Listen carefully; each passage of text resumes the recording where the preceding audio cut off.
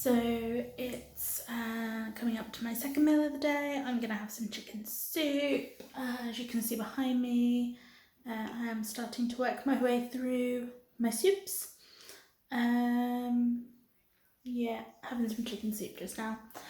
You know what this is? I was thinking, because I'm in isolation, I'm not living with other people. I'm literally just in this place on my own. And I've done that because the people that I live with work and they interact with a lot of other people. So, and if they've got anyone coming around to the house or anything like that, I just felt that in order to make sure that this operation goes ahead and that I test negative for COVID, it would be best if I fully self-isolated and just rented out a little place just on my own. But there's I didn't even think about this at the time, but I'm actually really glad I did because I'm not around other people who are eating. And more than that, it's not necessarily the other people that are eating. It's more the fact that there's food in the cupboards. So in this place, there's no food here. There's literally just the soups that I bought, and then the yogurts that I bought and the milk. That's it. That's all the food that's here. It's just what I bought with me.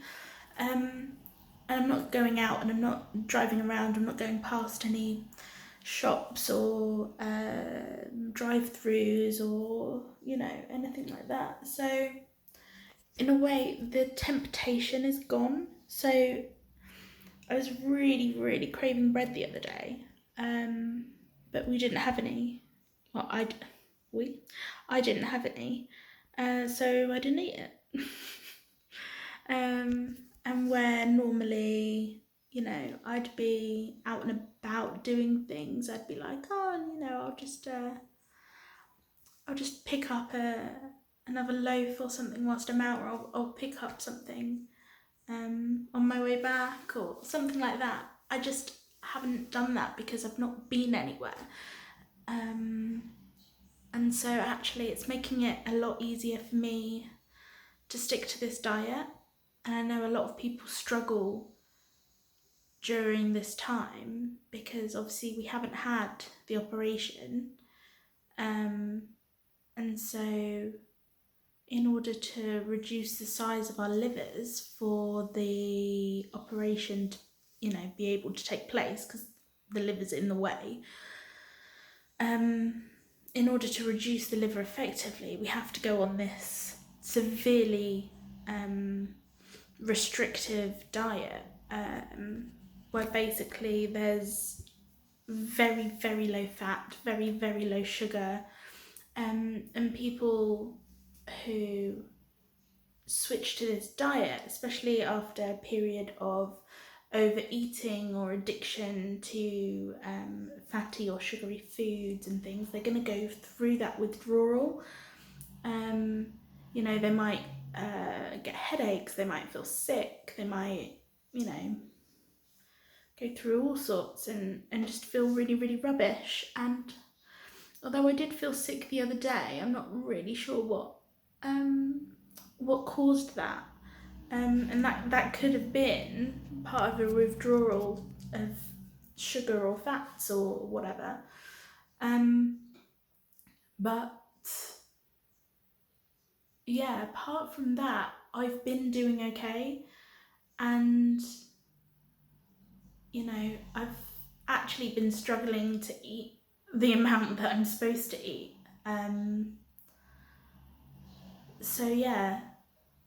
And also, I suppose it's good for afterwards. After the surgery, the type of food that I can eat is going to be really, really impacted. It's going to have to be small amounts. I'm going to have to eat fairly slowly, not so slowly that I end up not being able to eat enough before time's up. But I am going to have to, I can't just wolf down my food like like I may have done in the past. I'm gonna have to take my time, and obviously it's gonna have to be liquids at first. So yeah, this is sort of like almost like a preparation for that, having a mostly liquid diet, even though this type of food I probably wouldn't be able to eat until, you know, a week or so after, well, probably two or so weeks after my surgery. I wouldn't be able to eat this stuff yet.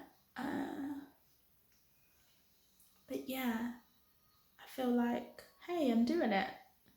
And as much as it's not the most enjoyable of things, it's something that I'm actually managing.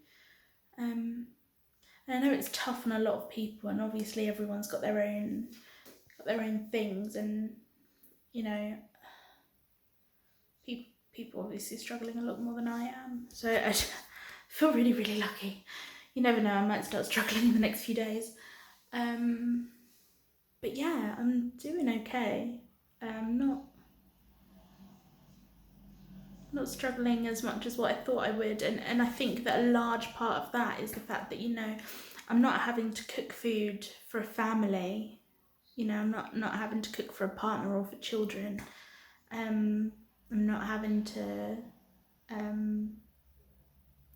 and also I'm way out of my normal routine. Like, it's not like I'm getting up and going to work and coming home and walking the dog and you know, doing routine-y type things where, you know, people get into their routines of, you know, I wake up and I have a shower, and that's when I have my breakfast, and then I get ready to go to work, and then when I get to work I have a mid-morning break and I'll have a snack and maybe a cigarette, and you know, those habits that are formed on time of day and things like that.